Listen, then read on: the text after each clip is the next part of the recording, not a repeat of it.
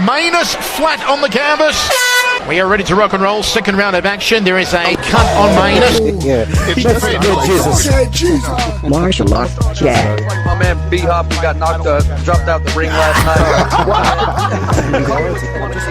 I need a little judo baby. I need me a little judo baby, and let's do it, Ron. Let's give me up. See you filming this. You've got a face for radio. I've got a face for radio. Martial Arts Chat Podcast is sponsored by A1 Fight Gear. A1 Fight Gear uses the latest cutting-edge boxing gloves for professional and amateur fighters, gym enthusiasts and kickboxers. Local and national gyms in the UK, do yourself a favour and check out a1fightgear.com. And if you're wanting to get into shape, get back into shape, then go to beastgear.co.uk. Use the coupon code MartialArtsChat to save 15% off your purchases. They've got core sliders, straps and barbell pads and complete strength and conditioning programs to suit your needs. We are also sponsored by Feel Supreme. FeelSupreme.co.uk offers CBD oil and natural nutrition. They will assist your progress in diet and lifestyle. Natural supplements and complementary services such as yoga, mind coaching and weight cutting programs. Finally, we are also sponsored by World of Martial Arts Television. WOMA.tv produces, finds, acquires, commissions and presents all you ever wanted to know about martial arts. Hello, my name's Chris Allen and this is the Martial Arts Chat Podcast. Today I'm honoured to be joined by a true martial artist. You know, he has an incredible story and he's an Amazon best-selling author for his book Step on the Mat, Life Lessons of a Ninja. They call him the one and only Mr. Ninja Nguyen. How you doing, my friend? Good, sir. How are you? Yeah, really good, thank you. And thank you for joining us all the way from across the water in the United States. Minnesota, is that correct? It's Boston, Mass. Oh, right. I thought obviously there's me thinking Minnesota is in Boston, but there you are. That shows the education this side of the water. No. We're a small island, man. We're the size of like one state over here, you know. Oh, awesome. Yeah, so England's pretty small. Cool. So obviously I've read a lot about you and looked into your story. So really the most important thing I want everyone to know is let us all know where it all started. You've told your story many times and I appreciate you telling us again. It all started in a small fishing village of Vietnam, wasn't it? Yes, correct. Yes. So talk us how you got from there to eventually moving to the USA. So when I was a kid, basically my parent was a fisherman and that's what they do for a living. And so they, at that time, the war was happening. Oh, right. And so what they do is they smuggle anybody who's in my family. So we have 10 people in the family, 5 girls and 5 boys.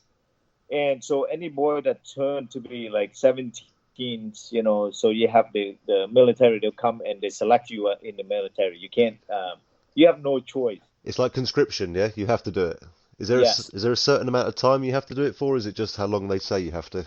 At that time, I don't know. All I know is that around my neighborhood, everybody's coming in. They'll come and take you once you turn to 17 and 18. Oh, that's tough. So man. At that time, my dad decided to figure out to bring my brother out of the country. And, you know, when he does that, I was basically kind of like wake up in the morning and I didn't see my brother. So I asked him, like, what's going on? He wouldn't tell me. So that's how I actually got into martial art, is to basically keep me busy. But at the same time, so by that way, the kid doesn't ask too many questions, you know. And during that time, you know, we basically kind of go back and forth. My father was go fisherman, then he's make my other brother out again. So after that, we basically have to move town to town. And then my dad actually got arrested. Oh, my God. So, you know, he got arrested for about 2 years. And then by the time he get out, he decided to say, you know what, we're going to leave, you know. And then he basically, every day he'll buy like gasoline. And then he'll basically bring a small container, go out, drive the boat out to the ocean, and then basically hide it. Build a compartment. Oh, Ninja. It's only one day he said, you know, after that. Hello? Hi, man. Sorry, I think we're losing the signal. Can you hear me? Yeah, I think the signal's just getting a bit poor there. Sorry. That's it. It's all good. What I'll do is, do you want to turn your camera off, Ninja? Because that way it might speed up the connection a bit. Sorry. Oh, okay. Perfect. Okay, got it. Sorry, carry on what you were saying. You were saying your father hiding things in the boat, yeah? Yeah, so he had like gasoline in on the boat. He did that for weeks and weeks, and then he decided to say, you know what, fed up with the country, and then he smugged all of us out of the country. And on the boat, we have like about roughly about 200 people, that neighbor, friend, and my parent actually like take them with us. So when we went, it's basically like 4 day, 3 night in the ocean. So it's like, and then the next the island that we was in Malaysia. What year were you in now then? What year is this, Ninja? 1978. Okay. So So sorry, carry on. Yeah. so yeah, we was in the refugee camp. It's like we was in Malaysia, and then we have basically they take us and then they bring us to the island called Malaysia in Pulau Bitong. It's like a small island. Everybody refugee got to stay in there, and then you stay in there, and then they basically kind of like work paper, and then they move us to Philippines, and that's how I continue on my martial art over there. So you actually you moved around quite a lot as a child thing. How was that? Moving around as a child. Like obviously it had its negatives, but did it have its positives? Doing your martial arts in different countries. So it's like it's at that time for me it was more like an adventures. Yeah. I didn't see it was like, okay, it's difficult, we got to move. Mhm. And for me it was kind of fun and amazing, because like you in the camp, but you actually like everybody speak the same language. So it's like you go in like daily routine, like it back, I don't know, when I was home. You wake up in the weekend, you go to church, stuff like that, you eat with the family. So it's like I didn't see anything that was different. Until like the day that it's like I they call our name, that moving to America, that's when I realized like, wow, we moving again. So it's like for a kid that young, we line up every day to collect food and then go back, eat with the family, and go to church. And you don't do anything besides going to school trying to learn something. And then at that time, it's like that you got the name call, and then the next thing you know, we'll fly all the way to where we live right now in Boston. So why was it Boston, if you mind me asking? Out of all the places in the States you could have gone, why was the choice Boston, or was that where you told you had to go? So when you go into refugee camp, the process of waiting for the sponsor. So the things that my brother, they all came to the only state that they was living in, Boston, Mass. So they sponsor us to come over here. Ah, okay, I see. Because that was the thing I was wondering. I was thinking, why Boston? And you've stayed there ever since. Apart from there was a time where you left, didn't you, for about a year or so, then came back. Yeah, yes. So why was that, if you mind talking about that? So Boston. When I was coming over here at that time, it was like two things that like I learned a lot from. And that time, if anybody was like in the '80s, most of the TV was the Kung Fu theater, talking about Bruce Lee, Yeah. all the time. And then the other side was the MTV, and then the other side was the Godfather and the Untouchable. Hmm.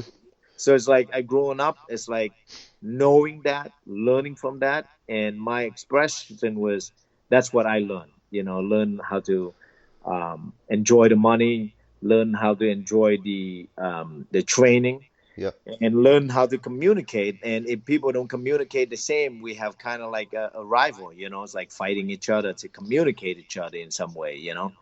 But at back then, it's like you didn't like each other, and then you fight each other, and then you become best friend. Yeah. So it was kind of like I would say a life that I enjoy, and I got caught in it, and I lost in it. And then when I met my wife, and then she said to me, she said, why don't we just leave? Maybe that will help you on to be better way of your life. And I left. I try to promote trying to be in movie and stuff, and then for a long time, and then open some other business. And then when things didn't go the right way, I end up went back to the same place where I am now. No, that's great. It's great to see like how you moved around all your life, and you even moved from Boston, and you're back to where you're back to where it started, sort of thing, when you came to the USA, and here you are today. So it's a fantastic journey you've had. So do you what was I going to say? Is when you moved to the USA, how did you find adapting to the way of life in the USA to what you're used to from moving around between countries, like the different cultures? So at that time, when I realized that I came to a place that cold, snow coming down every season, and then I have to try to figure out learning the English, the language. Yeah, And at that time, I didn't really understand learning the language, working really hard to learn the language. And everybody around me basically kind of like teach me the language, but in the wrong way. For example, one person teach me this. Hey, he give me a middle finger, but he said this is how you say hi. yeah. Oh no, You know, man, no, that's not nice. right? And I say hi to my teacher with a middle finger, and then I got detention. So it's like that Kids are was cruel, one man. way of learning. So because of that, I always feel like everybody who's saying teach you something, they just make fun of you. So I end up like want to learn the language, but at the same time, I don't know how to do it. So I end up watching TV, and then I end up finding the place that the martial art that I always want to continue learning. And then when I went check out at that time. I went check out a couple places, and then there one place was Korean martial art, and then one place in Japanese martial art, and then one place that American teaching martial art, speaking English. So, and then at that time, I was like, well, I know the martial art, but I go this gym, they make me learn Korean. And the other gym, they make me learn Japanese because when you throw a punch and kick, you need to know their language. Yeah, So I'm like, well, I'm living in America. I want to learn the English. What's the best way for me to learn the English? So I end up, every single day after school, I went to this gym and just sit there and watch how they practice the martial arts. And that's how I learned to adapt a little bit, understanding. But at the yeah. same time, it's like, growing up, it's like we look at each other, we trying to communicate each other, but we don't understand each other. Instead of we talk to each other, we fight each other. So it's kind of like a funny way. And then and at that time was the same time that everybody kind of don't like each other, Um, and growing up, it's like, the 80s was like, um, the word that everybody say is like racist, but reality, I think like from my standpoint was I trying to learn from communicate, but I don't know how to learn. So we end up fighting each other. And then down the road, we become friends. Yeah, you've actually described it in previous interviews as sort of silent communication. Right. Yeah, so explain what you mean by silent communication. It's like for example, it's like we walk by instead of we apologize, or we move out of the way for each other to walk by to acknowledge each other, but we bump each other because that's all we know, and then we look at each other and then we can't communicate, so we communicate by anger. Like like I think if you was wrong, then people always say this, and I know I say this. It's like, what are you looking at? And then the other person will say the same thing. What are you looking at? And then we end up fighting each other for nothing, you know? So I think like for me at that time, it was like silent. I didn't know how to communicate. The only know how I communicate is by showing each other more aggressive. And then that's how we become friends. What was the yeah, amazing man. And what was the first like martial art you learnt, like yourself as a I young learned child? Shotokan. And what country were you? And you were, was it about 4 years old? You were, you said. Yeah, Vietnam, yes. Yeah. So so from 4 years old, you said you were practicing immediately. So do you feel all the skills you've learnt? Did you pick up new skills in each individual countries you went to? Because Yeah, you were so training constantly between the because you're actually training in refugee camps. I think you actually explained it was yes, almost I just like a did. Yeah. backyard, basically, someone's Yeah, backyard. so it's like in Vietnam, we trained basically to be healthy. It wasn't about competing, it wasn't Hmm. about, just the sport being healthy. It's like it's almost like in England, you got soccer, Yeah. right? And in America they call football. It's it's kind of weird, right? And we But call it anyway, football in England, but yeah, it's weird. right, so it's like we learn the martial art to keep ourselves to be healthy mind, body, and that. And when I come to Philippines, when I was like basically a boy who was getting in line to collect food every morning, lunch and dinner, And I like to at that time as a kid get in line trying to throw kick punch, and because it's just like a fun thing for a bunch of kids do. And then there's one chef that he was like cooking and serve food for us, and he saw us, and then he come over and he's trying to show us like couple move.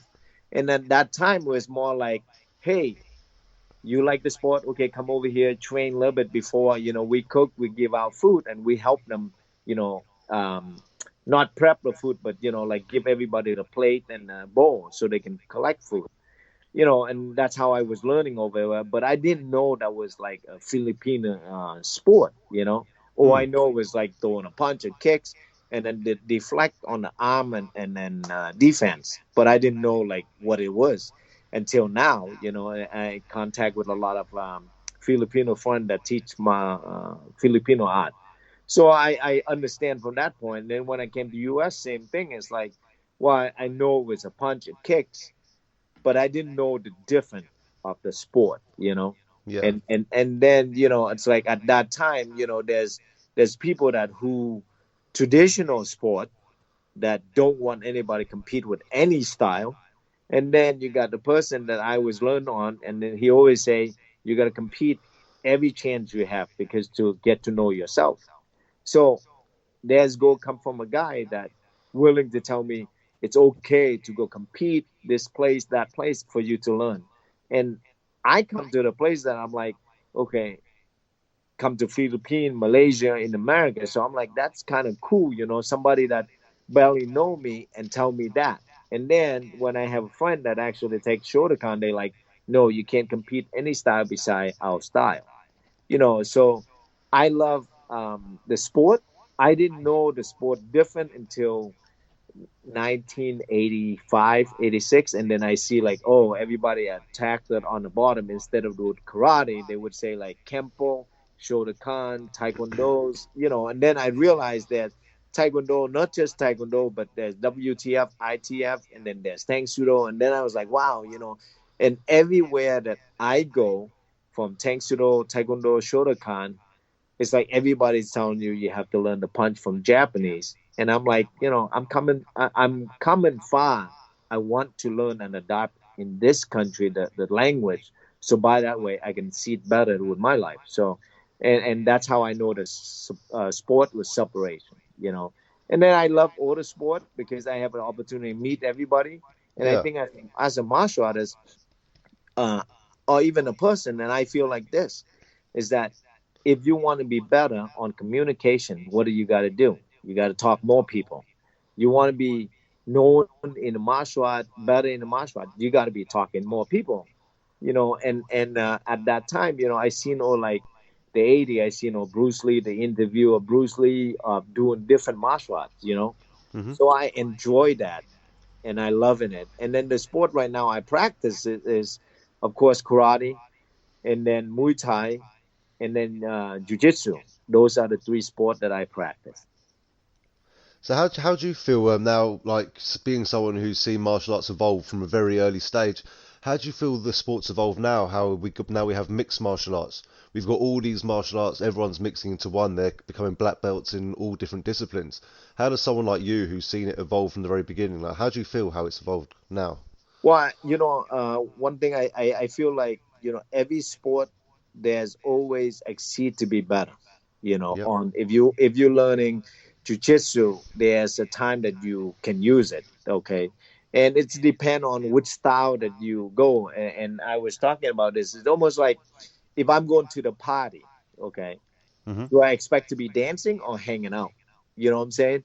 So everybody have a different way of thinking. At the martial arts, same thing is that when let's say you do jujitsu, you can't go into karate tournament to compete karate because everybody do stand up, right? Yeah. So it's depend on. That's why I said like everybody have to know like in themselves like what they want to learn and how do they use it. There's time to use it. There's time not to use it. And for me, the reason why I practice the martial art is just to get over myself because I feel like as a person, you have people used to say, okay, good and a bad, right? Or good or evil. And to me, evil is like the word angry. You get frustration, angry. So I love to train the martial art, because in a martial art you can yell, you can punch hard, Yeah. nobody can sue you, and then you can express, you feel great. And then when you train with a partner, you communicate with your partner like, hey, do you want to spar light, or do you want to spar a little bit heavier? So that's why I love about a sport. And I like this sport right now so much because it's give people so much opportunity to grow as a person, you know. And I love the mixed martial arts. However, I think, like, in any sport period, it's like, um, there's a TV time that people usually like to say to talk back to each other so they can have high rating. However, I think sometimes we caught in that. We caught in like, oh, I got to be better than the other person. It's like in life, I think if you keep learning to be better than who you are, that's what it's about, you know. And that's what I love. I love sport this thing. And what's nice to see as well is all these individual sports where, we're saying that you're doing your Muay Thai and things. A lot of these more are getting introduced into things like the Olympics now, which Yeah. is great to see. Which is, and it's nice to see they are splitting the MMA apart again into different disciplines. So we're gonna have Muay Thai, I think, coming up soon. We've already got Taekwondo, we have Judo, so it's not long till we have many, many more. What I was going to say is, in your family, like before your time, sort of thing, have you got descendants of martial artists in your Yeah, my family? brother, my brother into martial art, my dad in martial art. Yes, Oh, amazing! And then what were they studying? What martial arts? they study Vietnamese kung fu. I don't know you familiar with this thing called Vo Vietnam. No, I'm not. No, I'm not. Sorry. It's like, it's in Paris a lot. It's like a combination of karate and kung fu together. Okay. And they do a lot of like, the jumping, flipping, and stuff like that. I'll what I'll do is I'll send you some things so you can kind of look at it. So that's what they train, but they train more like for the spiritual of their body. And Mhm. my brother, he's into more meditation than anything. And what if your brother's more into meditation? What would you say is your side? Are you more the opposite? Yeah, I like hitting. I like to express things. And I think like, um because I myself, I can only say for me, I'm very, I like everything contact. I like everything aggressive. It's just so by that way for me to easy express in how I feel. And I think like, as a martial art, you have to learn to accept who you are, and Mhm. how to learn to channel that. So after all this amazing journey you've had, moving to the States and moving from one state to another, then back again, what made you finally decide? I know why you have a very good right to, but what made you decide? I'm going to write a book about. I'm going to write a book on this. Well, I think the reason I feel like, if each one of us write a book, we can learn from each other.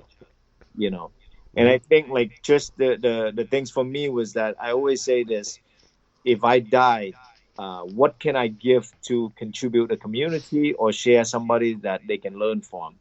And then from this is for me is that I feel like now, if you train martial art, you should see this, that you usually we did the warm up, the meditate, warm up, stretching, basic, self defense, and then sparring, and then weapon, and then competing, right?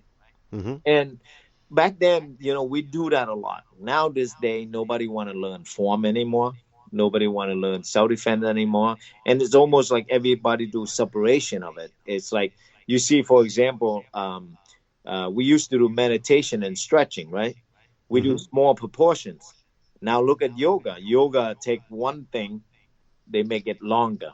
Still stretching, similar to martial art, but they do it to an hour, you know. So it's Mhm. like, you have to kind of like see that. But I think the concept now, nobody want to do form anymore. But to me, it's like, form is just a movement, okay, that most people don't look at, don't look at, say, oh wow, that's amazing. To me, form is like shadow boxing, right? Yep. As a martial artist. But for boxing or Muay Thai, shadow boxing, for them, they don't look at the form. They just look at shadow boxing. You know what I'm saying? Mhm. So for me, there's no difference between boxing and martial arts, karate, taekwondo's, they have a form that they visualize the opponent and how you practice it. And I think like just to get to know on all those routine to do it. And I've seen a lot of master, for example, they do it, Connor does it. Um, George St. Pierre does it, and Machida does it. There's a lot of people that actually do it behind that. But I think as a sport, they focus on technique and then go sparring. That's it. They don't practice on, like I remember back in the day when we're training, we do all the component in the class together. So everybody have no choice by working on focus and respect because you have 1 hour to evaluate that. Now this day, an hour. Sometimes people take too hard. We used to go, we train. We used to stay after to train more. Now, an hour people leave. Sometimes people even show up for their training late. Hmm. And is that something that, does frustrate you quite a lot, being a gym owner yourself or say a sensei yourself? So I usually do is I tell all the students this. I said, if you show up late, that's okay. You still have to work out. You still have to do warm up. Because I tell all the students it's like this. If you show up late, that doesn't mean you tell the other student it's okay for you to don't do warm up. Because we respect each other at the same level. If you show up late, you still do the warm up. You just do like everybody else. And we tell everybody it's like, if you know that you are important, then why you show up late? It's like you don't want to. It's almost like I tell those students like this: have you ever show up late if somebody was about to pass away? Yeah, very, very good points. Very, very well said. So I think like the value of learning the martial art is to keep yourself in check, to be honest. That's it. And I think like, I can only say for me, I used to never say like, people ask me to learn martial art. I'm like, no, I'm not a martial artist, right? And I do opposite because I think like that's what I was a person. But now the reason why I wrote the book, because I want everyone to know this is a person who I'm born to be, supposed to be, and I am. Instead of I'm the guy who's bouncing, trying to make the money to do all the bad things. But that's not that person. The person that I like to be loved, I like to be respect, I like to be acknowledged. I Yeah. like to have fun.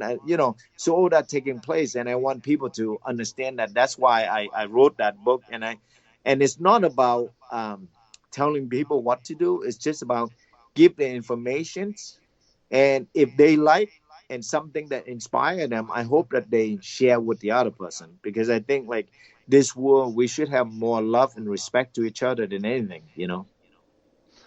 Yeah, and I completely agree, and very well said. And overall, because you've got very various chapters in your book on different sections of the training and things like that, what is the overall, I know it's a bit of a broad question, but what is the overall main message that you're trying to deliver in your book? Well, Like the overall main. I want people to understand that in the concept of martial art is you either spend your time with yourself or with your family or with somebody that you care for. So I have this message that I want people to understand. No matter what you do, be who you are. Take time for yourself before you even do anything. Take time to communicate with your kids. Be patient with yourself, because Yeah, I think like the lot of time is that we have a tendency to not take a breath, because I always say this: if you're not breathing, you're dying. So take a moment for yourself, no matter where you are. It's okay to struggle. Acknowledge your struggle, and it's kind of like looking forward where you want to go. Because as a martial art, this is like when you're sparring. People don't see how many times when you throw a punch you miss, throw a kick you miss, right? And finally you got one. People only see the winner. They never seen how much struggle that you throw in a kick, a punch, a sweat yeah, into it. And same thing with life. There's no such thing as life. People do the same. It's like how many times you see baseball player, soccer player, a football player, they practice a lot, and not just their physical, but their mindset too.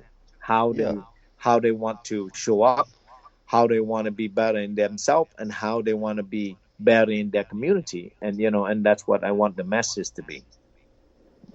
No, very well said, and it comes across very well. And as you said, with all these big superstars nowadays, he's right. Some of them are staying humble, but some of them nowadays aren't training as much as you say, being late for practice. Because well, if you're getting paid £300,000 a week, like some of the footballers are here, they're not turning up on time. They're not taking it seriously. So it's interesting to hear what you're saying. But how does it feel for you to pass, after all your journey and experiences that you've had? How does it feel, to pass your message on to others? Pass your message down. Well, I think as a martial artist, my dad always said this. He said, when you choose to be a teacher, you will mostly lightly hear somebody's come over and say thank you to you. You have to accept that. And for me, as a martial artist and as a person who write the book, is that I just want this information to go out, because reality is, I think that people just need to see it, and then they can find their own way. Because each one of us have, we may think we go a different road, but everybody want to do the same thing. We end up in the same place. And I think, like, if I can give the information to somebody and see it, they discover, and then they find about themselves, will be faster. Awesome. In their own way, they find it themselves slowly. That's okay too. But as a person that who willing to give the information now, I just have to be able to look at the right um, way and right hope for everybody to enjoy and find things out for themselves. And how's it also, do you feel it's excuse me, especially important, like I see on your Facebook profile, you've got a lot of pictures with a lot of younger children you train and things like that. Do you think it's really especially important now, so the younger generation are being learnt these disciplines, especially with the easy access to technology nowadays? Yes. So as my father, I have three kids. I very limit to my kid on the internet and stuff like that. Simply because why? Because I feel like the society right now, everybody's going on a phone, and nobody really talk to each other. And I feel like we born in this earth. It's great to have technology. However, I think like we're missing out a lot of things. For example, when I was growing up, we eat together. We never watch TV and eat food together. We never tell each other like I work a long day. You know, it's like no matter what, we eat together. We enjoy life together. And I have this rule that I always believe like this: family, faith, okay, Yeah. and then there's another thing is education. You know, so I think like no matter what you do, families come first. Because if you don't care for family, to me, then who's you gonna care? Community? You don't even care your own home community, you know. And then the other part too is that, faith. It's like doesn't matter what culture, what faith you are, you should have faith in yourself, or even, believe in God, or Buddha, whatever that is, you know. And then education, I think that everybody should keep learning, because if you're not learning, you're not revolving. But it's like a lot of time I think people feel like they don't have faith to whatever that is their religion, and then what they do is they don't even spend money on education to their child, you know. And for example, you see this all the time, right? How many come you like an ocean, but every parent bring their child to swimming, right? Yep. To pay for their swimming. The reality is how much violent this war is. When it comes to violence can show up on your feet. You know what I'm saying? Mhm. So, but nobody put their kid into martial arts or anything that so by that way show the kid more discipline. So I love the challenge every parent who have kids. It's like they can work out together. We even create a program that the parents can work out with their kids, so by that they can have time together with their kids. So I see in your pictures, is it three children you've got? Yes, I do. I have Enjoy. 3 children. Yeah, and it looks like they've all seemed to adapt it to your way as well. They've got their gis on, they've got their belts. Is it something that they've really wanted to do since they've seen what you've done, or is it something you introduced to them? How does that come around? And how does it feel having your family, love something like you do? So for my older kid, because when she was young, we usually do like stretching together, and then she Yeah, fell in love with it. And then every single day, for me, when I was at the gym, she come and she taking class, and so basically, kind of like she was born in it, So, and because of that, I challenge like them if they want to compete, and my kid they all want to compete. And I always tell them it's like this: I want them to have confidence. I want them to have courage, trust, respect, for themselves, yeah. not so much about other people. And I remember this. My daughter, my second daughter, she said this to me. She said, uh, I brought her to a tournament. She competed and she won. And she said to me, she said, I really like fighting. And I said, why? She said to me, she said, the only place that I can fight and I don't get in trouble. you know and And and and and for a girl at 5 years old, I'm like, that's amazing from 5 years old saying that to me. you know but as a parent, I seen the best in the martial art. That's why I want my kid to learn in it. And I introduced my kid to soccer, basketball, and baseball. My kid didn't want to do baseball or soccer, and my oldest one, she this year she want to do like basketball, but they do like mostly just gymnastic and martial arts. must be a proud father seeing all the children doing things like that, where a lot of kids, as you said, are too busy sitting on their mobile phones in front of games consoles and things like that. So Yeah, I'm very it's proud nice. of them. Very. Yeah, I bet you are, man. And as I said, it's not like you forced them into it, you introduced them to different sports and they went back to the one thing they love. So at least your children are loving what they're doing. Right. And also, as you said, as everyone knows, it's an old saying, it's an old tradition. Martial arts teaches the best discipline. If you felt putting them doing all their martial arts has been better discipline than being, I don't know, shouted at, being put through the military, things like that. Right. And I feel And as I feel like it's not so much like, as a parent, I feel like you have a child and you're supposed to be a great role model from your child, and I feel like, it, you have to, no matter what you have to do, and show them. You can't really say to them because they want to look at you as role example. So everything you do, they watch you. You eat healthy, they watch you. You work out, they watch you. So it's like I want my kid to see me as like I am their superhero. Yeah, it looks like they do see you as their superhero, like, not that I'm stalking you on Facebook, obviously, but I saw some picture of you with one of your kids, I think it was your eldest, as you said. Yeah. You said throwing a kick just as high as you are now. Yeah. Yeah. That's some flexibility, man, Yeah. I'm very So they proud said of that. the stretching paid off Yeah. at a younger age.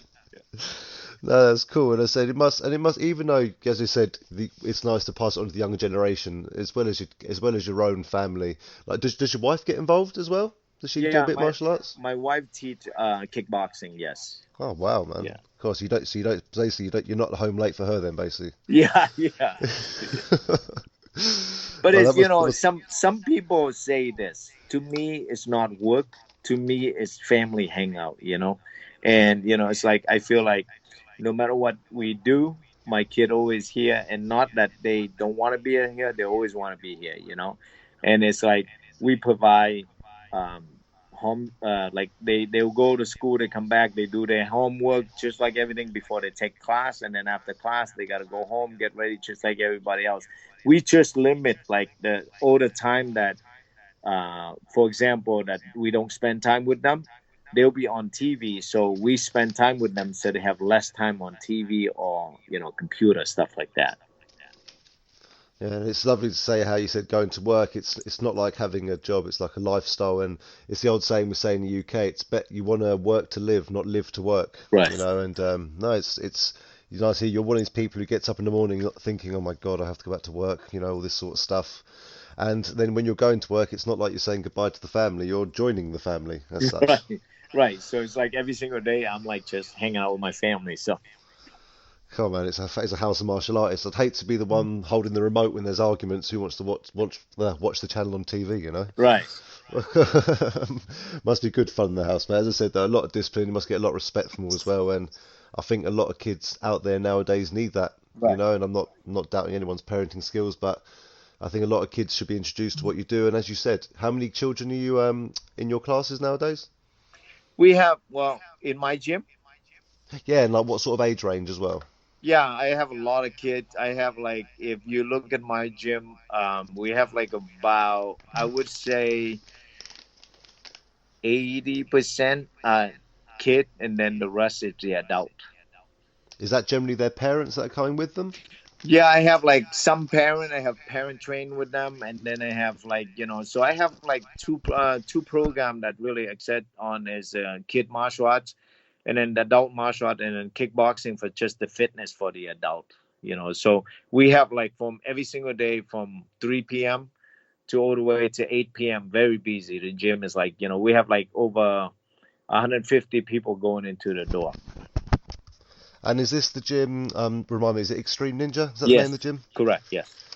So how did you come to, opening your gym? Was that, sorry if I'm being naive here, but is it when you came back from when you moved from state, when you came back to Boston? Is that when you opened the gym, Extreme Yeah, Ninja? when I came back to Boston, that's when I was like helping out one of my student and a friend. I consider him more a friend than a student.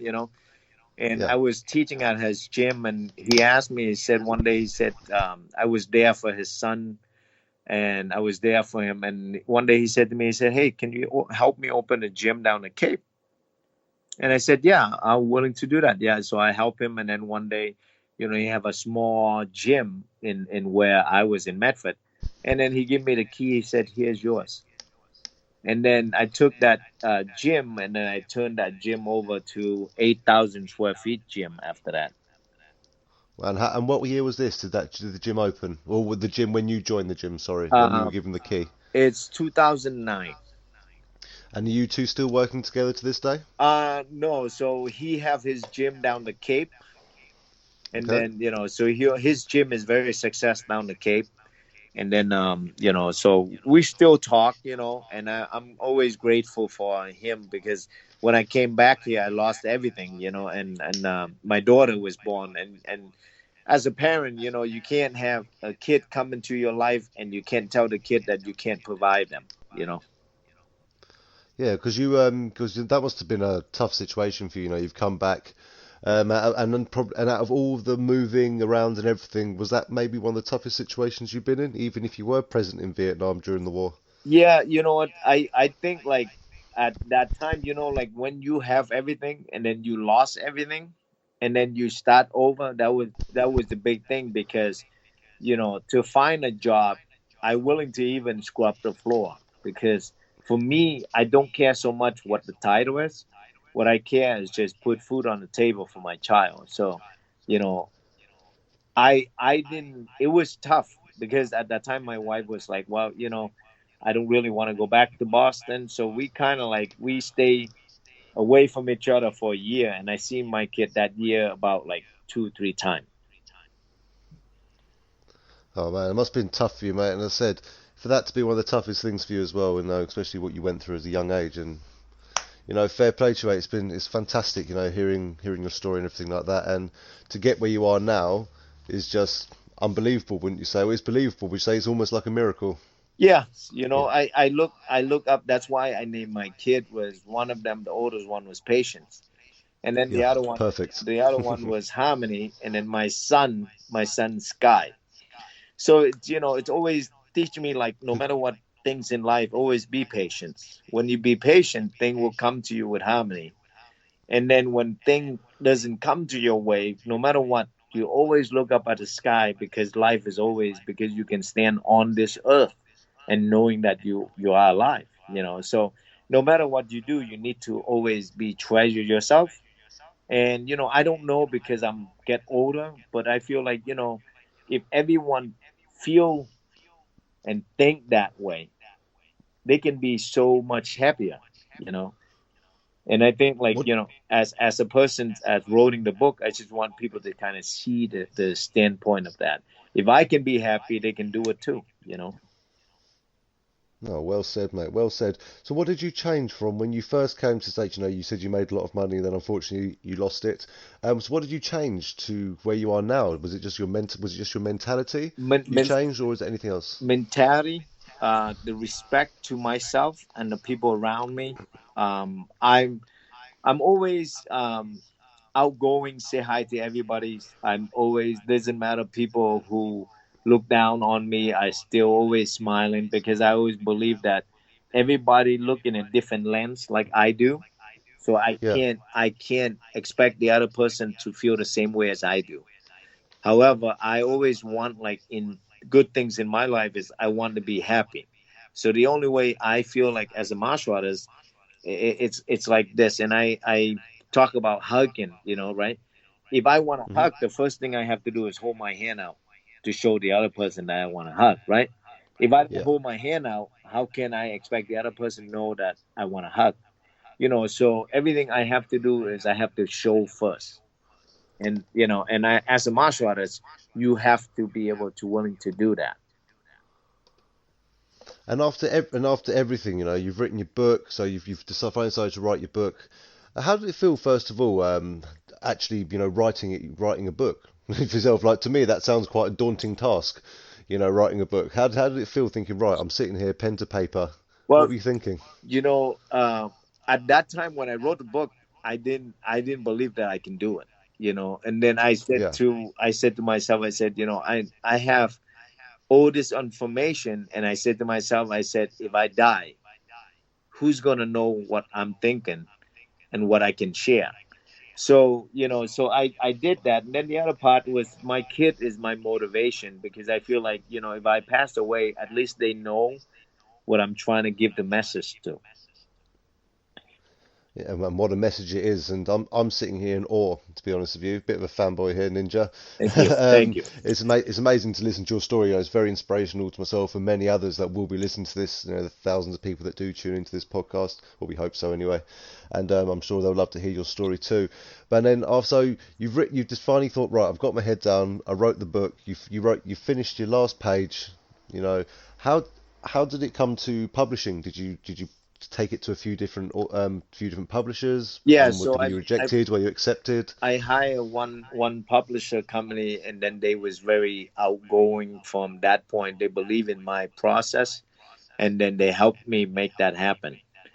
And you know, and at I always believe that, and I want to share this to everybody, is that I think, like, whatever you want to do in your life, there's always people willing to help, you know. However, I think you have to be able to trust the process, of trust your heart, and trust the guiding. Because I always feel like, you know, even in a martial art, right, you can't come to a martial art gym want to learn something, right? But if the teacher tell you throw a punch, and then you tell him that no, that punch doesn't go that way, you know what I'm saying? So Yeah. it's like one of my chapter, we're talking about mentors, that same thing, is that you have to be able to willing to knowing that what you needed. Because a lot of time people feel like, well, you know, if I'm asking for help, I'm not good, you know. But I think, like, as a martial artist, you have to look at yourself as like what you needed. Because reality is that when you have kids, you can't if you can't help your kid, you have to find solution to help your kid. And there's no, that you can't look at the kid and say, I'm a father, I can't help you, you know. So as a martial artist, for me, I look at that standpoint, and I see that. So I wrote a book, I wrote that part, and say everybody should ask to find a mentor, you know. It's like, and it's just like, for people to see, it's okay, the information is out there, there's people willing to help, you know. There's place that they do it for free. There's they place they charge you for it. But reality is this: it's like, are you willing to pay the time that they're helping you? And for me, is that I'm fortunate that I find out the place that they believe in me, they believe in my book, and then they help me make that success. That's why, like, for me to wrote the book and then it overnight the bestseller. I'm like, oh my God, this is amazing. It was overnight. I didn't realize it was overnight, mate. Yeah, it was. Fantastic. Yeah, it was overnight, and it was #1 bestseller. That's crazy. Yeah, how did it feel then? So that was my next question actually. So, how did it feel? I was going to ask when did it happen, but you've answered that one. But how did it feel becoming, your Amazon's #1 best-selling author at what? And when I looked online at your the image of you at #1, next to you was a book on Bruce Lee on the front cover as well. I'm That's thinking right. That's right.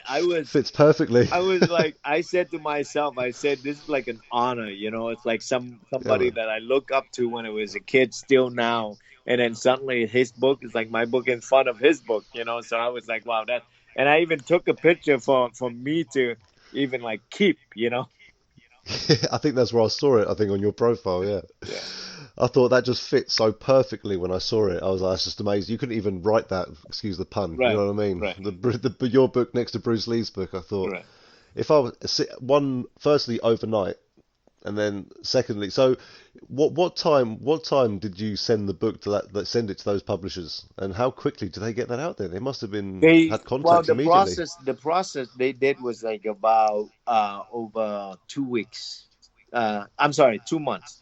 2 months they planned everything out, and then and then they asked me, there's like, okay, when, and then that was it. Sooner they sent it out, and then the process, they move very fast for me, and I like that because I like somebody that very honest and straight, and they was like right next to me all the way, and I love that, and I think like in anything periods, it's like just showing the point that no matter what you do, you have to believe in and you have to trust the process. And I think like for me as a martial artist, I'm always, I don't look at people and say, wow, that doesn't work, because it's almost like you go to the doctor, you tell the doctor what to do, you know.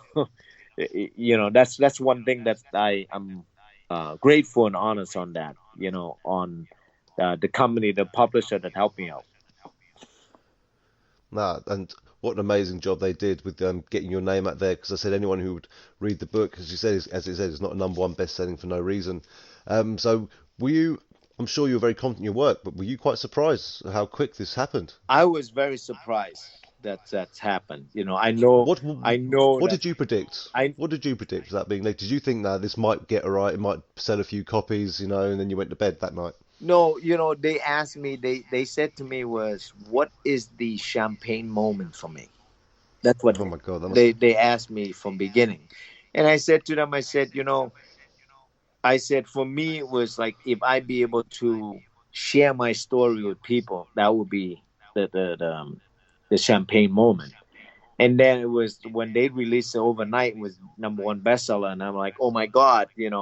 And then they asked me, the next question was that they asked me, they said, was you proud of that? I said, wow, it's amazing. I just want to give all this book out, so by that way more people learn about and understand not just the martial arts standpoint, but for the people who's not a martial arts standpoint to can use for their life. Like, yeah, that's another thing I was going to ask. Did you find, in your book, the message in your book doesn't just have to be at martial arts? Could it be aimed at any other sport or just a general life lesson for the average person? Yes, yes. And I wrote the book is very easy to read too, because as a person whose English is second language, I said to myself, I said, I want to be able to have a book that breaking down easy for people to understand, and I feel like the book, you read the book and it's very simple and it's breaking to the standpoint that non-martial art can understand it. Because I was going to say that. I said, how did it feel? I didn't want to offend you in any way, but I was going to say, how did it feel, writing a book in English as your second language? It was Did you? it was Yeah. tough from beginning, and I think like any things that going through your mind, and you wrote it from your heart, and then suddenly you take a look and then you second judge yourself. You're like, wow, I gotta change this. But it's like so many scribble, throughout the book, and then it finally come to life. And when I have like the edited person, they fix my English, they're trying to help me with the English and edit it. It was amazing, and every process that they did that for me, it was like amazing. They did exactly what I wrote the book. Nothing changing beside make sure the Good. the language flow for American people to read it. Yeah, as I was going to say, it's nice to see they didn't edit it out, so it still felt like your natural words that are being spoken in the book, which is, I'm sure, the way you wanted it to come across. Yes.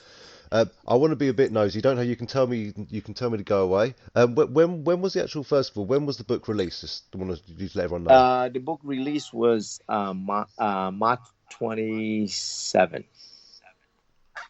May March 27. 20. May 27. Sorry, May 20. Of what year? 2019. There we are. So that's why obviously I want people to know obviously it was this year. And are you allowed to disclose, or do you know how many copies it has sold now worldwide? I don't know. I didn't look at the last because I told him, I said I would love to have the surprise, but I'm saying to myself that it's like about at least right now over 1,000. Wow, man. And that's what in the space of no time at all. Yeah. Will it be 1,001 soon? Don't worry, because I'll definitely be ordering my copy for I sure. appreciate that. I appreciate Of that. course, I said I'd love to have got that read from back to front to back by the time I spoke to you, but it was going to be. I'm not that quick a reader, unfortunately. But after talking to you today, I'm definitely going to be ordering my copy from Amazon, and I'm sure I'll be leaving a very good review for you as well, as like everyone else is at the moment. Which again, you read through those reviews. I'm not saying, I know you're a very humble man, but you must read through those reviews and think to yourself, oh, it's really nice to have that sort of feedback and give you a bit of Oh yeah, I bit read bit. all the review that people give it to me, and the funny thing is, I have like some of the student that actually like when we sell ebook, they bought it, they read it, and I asked all of them. I said, make sure like honest, tell me. And all my student they gave me, they said my book is awesome, and they learned so much from that. So, and I have actually one kid that have ADD and Yeah. he can't like focus at all. And he finally understand the word meditations. So he said to me, he said, oh, I recognize that I in my mind when I close my eyes trying to meditate, I keep thinking like negative things and in my book, I was talking about section. It's okay to acknowledge whatever your thought is, but still focus on your breathing. And he said to me, he said that was amazing that I read the book. That was like the changing of his ADD, so he can And focus. how old was he? He was 8 years old. So it just shows you, like, no, just I'm not saying it just shows you the book is an easy read for any age as Right. well. Anyone can read this and get just as much out of it as anyone. Right. And for someone like this, to get an 8-year-old to read a book, let alone with ADD, Right. it's Right. yeah, it's to get them off a PlayStation in front of a TV, it must have felt great, and it's quite self-rewarding in a way, as rewarding as to the child to think, this kid may grow up now having a lot better life. Right. No, so it's fantastic to hear, and so I'm interested to read your book. It'd be interesting to see how I feel after reading your book. I know I'm not going through tough times like these guys, but after I read it, I'll definitely be giving you a shout and giving you my feedback, and I'm sure I'll have plenty of questions as well. That'd be awesome. Yes. And if anyone else has got any questions about anything, if they read your book, I'm sure they'll know where to find you. Yes, please. Yes. Yeah, but what we'll do when we get to the end here, we'll give you a chance to shout out, all the places they can find you. A couple more things, if that's okay. Yes. We'll keep you for. Yeah. Yeah, cool. So, I've seen some of your pictures online, and you've got some beautiful artwork on your body. You've got some nice tattoos there. Any particular tattoos that have got any meanings that you've got throughout your years of through the States and through your stories? So the dragon, of course. Back then, I have the wood, the Chinese wood on my neck is a heng dai.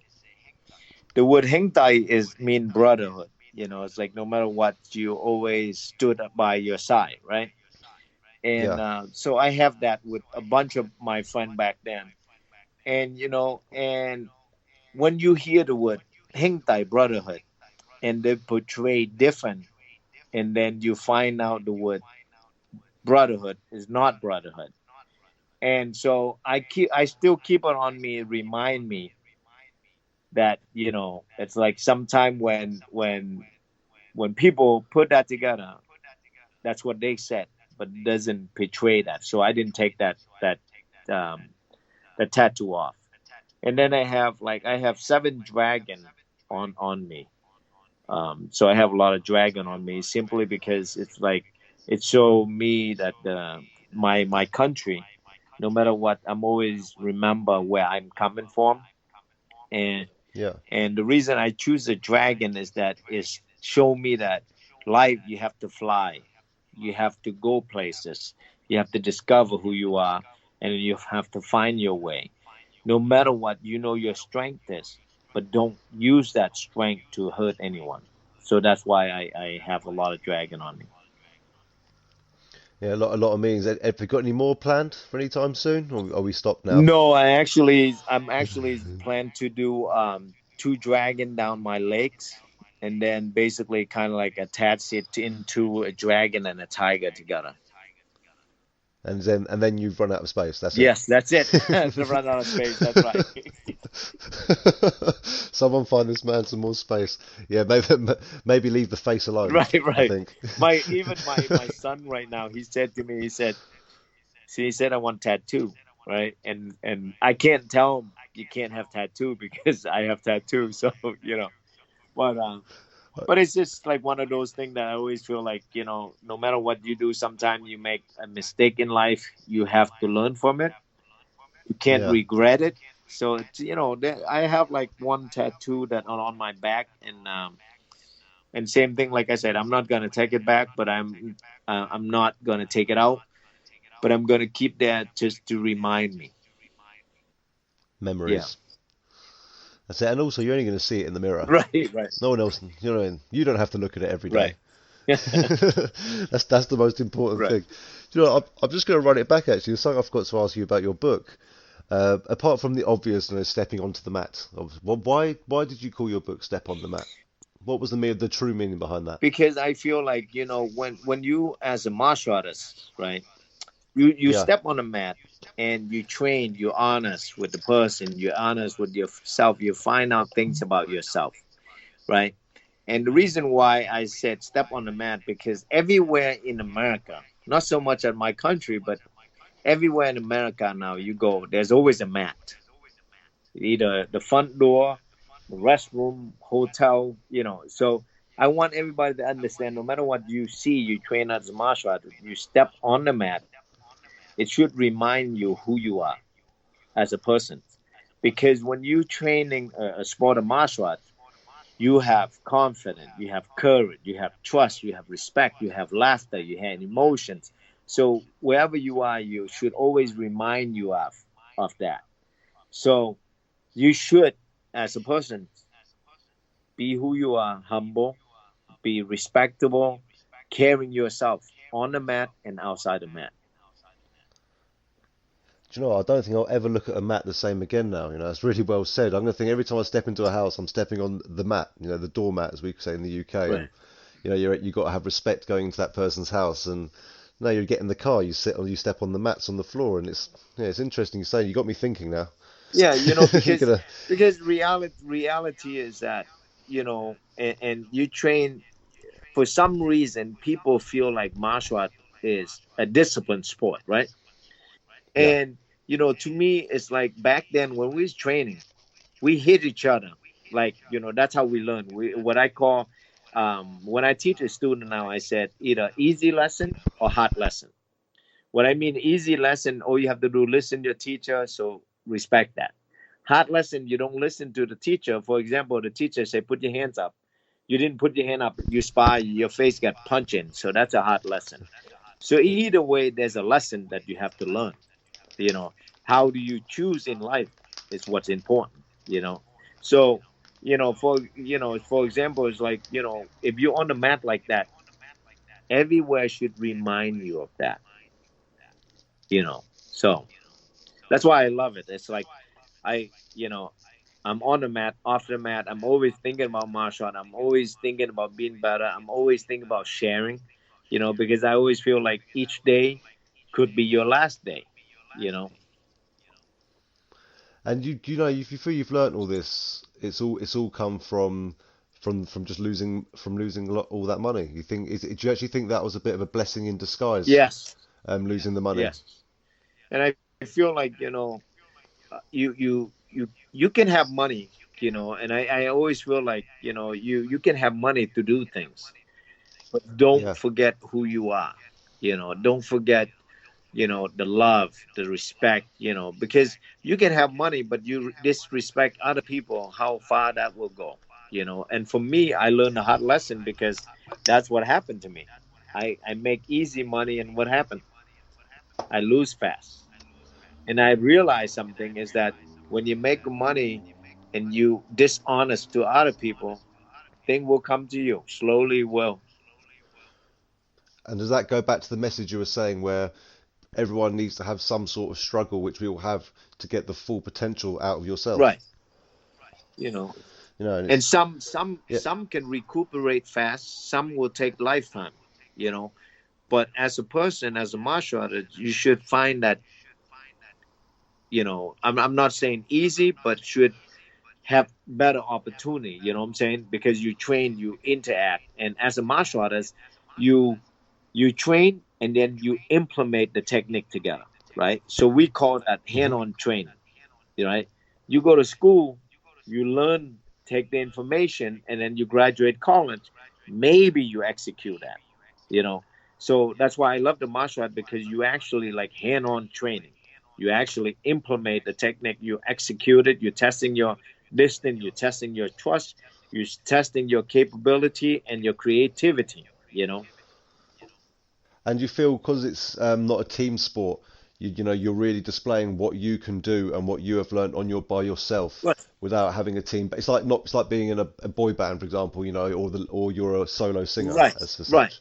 It's like I feel like, you know, we come in individual. However, when we fight, we become a team because we respect each other from that point as a one umbrella. But we don't, you know. And I feel like I used to play sport, and I feel like, you know, I play basketball, and usually, you know, basketball, yeah, you call yourself a team, but you always shine by one person, Yeah. you know.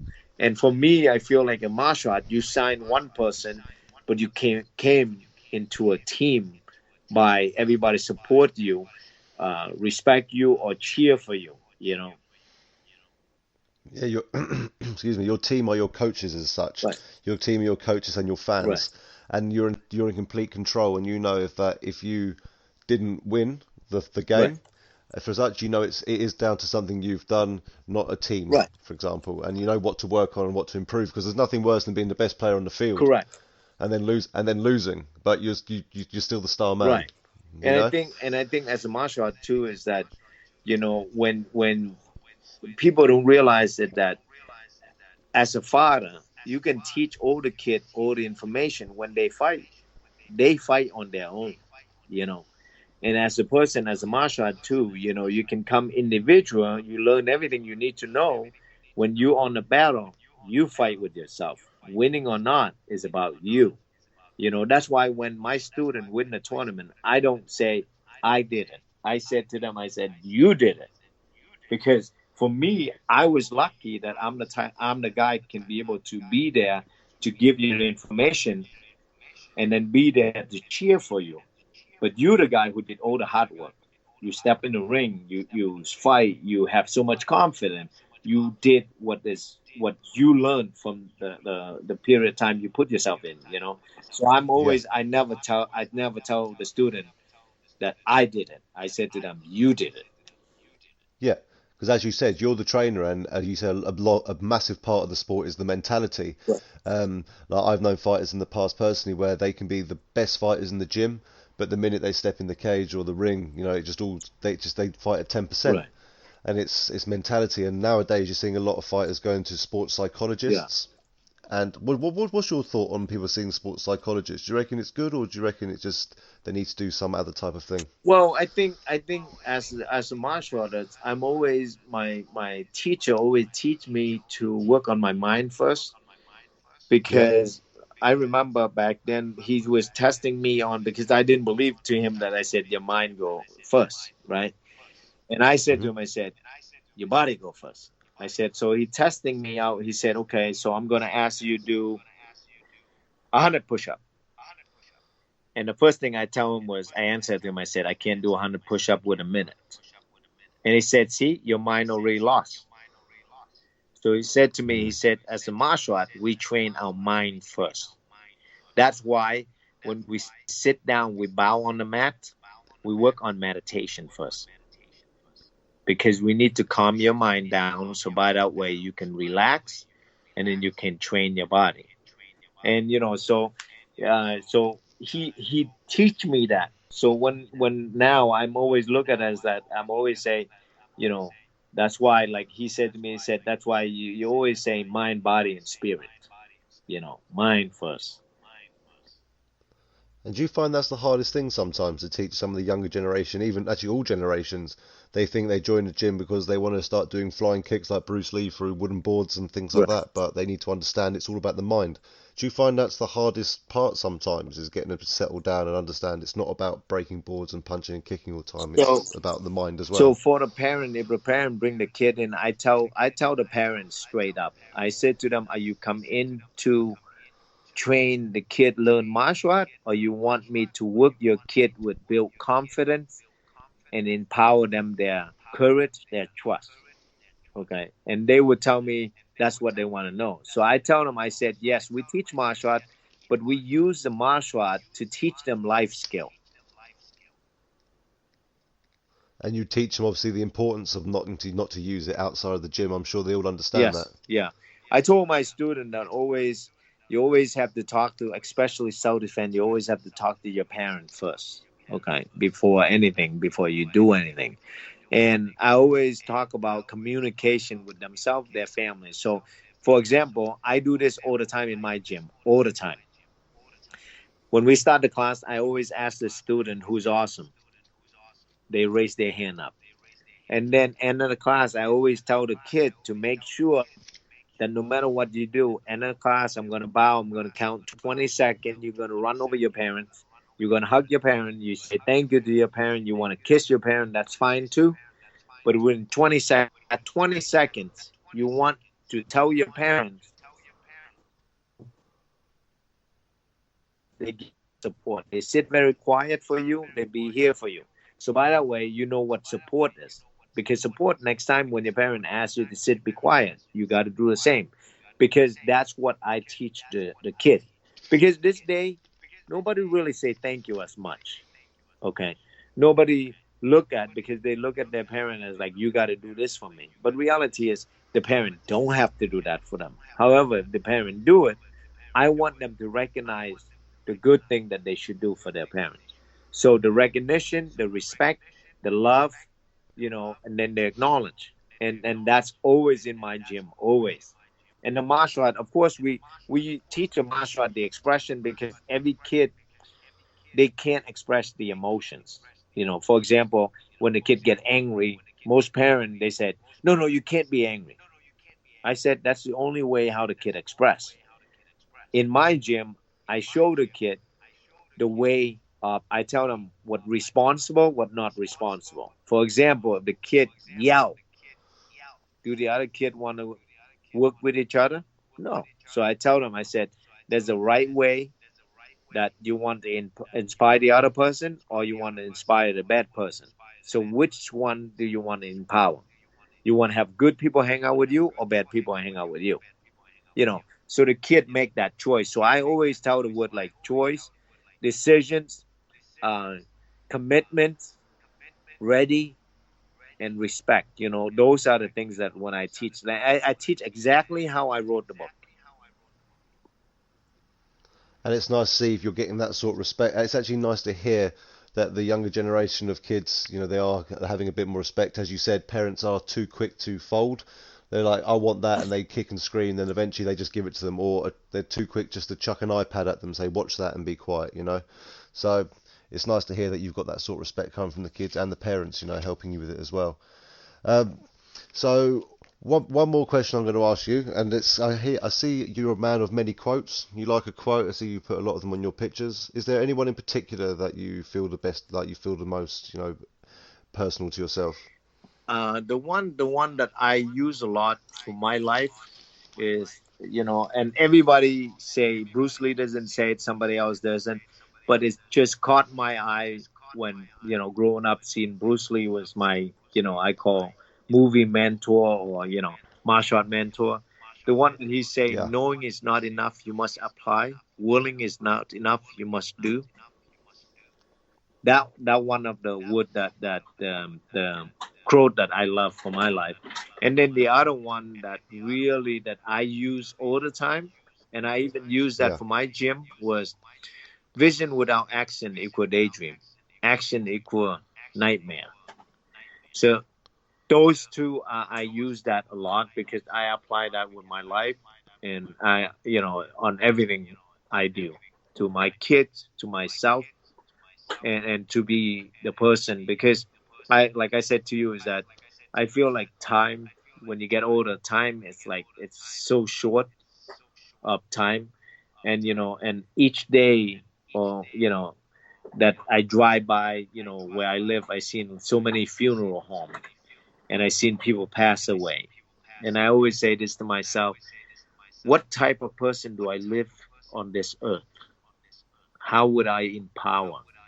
And God forbid that things that I do in my life, not ask anybody in return, but God forbid if something happened to my kid, or they need somebody, will be able to knowing that, wow, you know, I'm here for you, you know. So that's what I like to think of that. It's great to hear, and it was actually what the question I saved till last, because it was the one I was looking most forward to asking you. As you've got such an amazing life, as I said, a lot of great things, but I've seen you have a lot of quotes, and I've read a lot of them, and they're very meaningful, and as I said, quite easy to understand, which is nice as well. And I found them very inspirational, and it's nice to hear from yourself which one's most personal to you, and I'm sure a lot of other people would like to know that as well. So what I'd like to say is, Ninja, I just want to say first of all, thank you very much for taking the time out of your day. It's been great talking to you and hearing your story. I'm not just saying it, just by talking to yourself today, it's been very inspirational. It's making me think about a lot of things myself, and I personally can't wait to get hold of your book, and I recommend to all the others out there listening to go out there and buy this man's book, and you'll hear exactly what you did today, plus much more in more detail, and of course, you know, life lessons and training. So Ninja, what I'd like to just say to you is there anything, would you like to let everyone know, you know, where they can buy your book, where they can get in contact with you? They can get me a hold of me by extremeninja.com or steponthemat.com, or they can buy the book on Amazon. It's called Step on the Mat by Ninja, Ninja, and then the last name is Nguyen. And if they want to look for me on Facebook, my name is Ninja and my last name is Nguyen. And I do appreciate. No, I'd say we appreciate everything as well, and everything you've done. Appreciate you telling your story for probably the millionth time. I know you're a very popular man at the moment, so thank you for sharing it with us today. And as I said, can't wait to read your book, and it's been great talking to you. Thank you very much. Thank you very much. Enjoy your night. If you've liked this podcast, be sure to subscribe on iTunes. We're live every Sunday at 8:30pm talking MMA. Go to facebook.com/martial arts chat, give us a like there, and follow us on Twitter @martialartschat.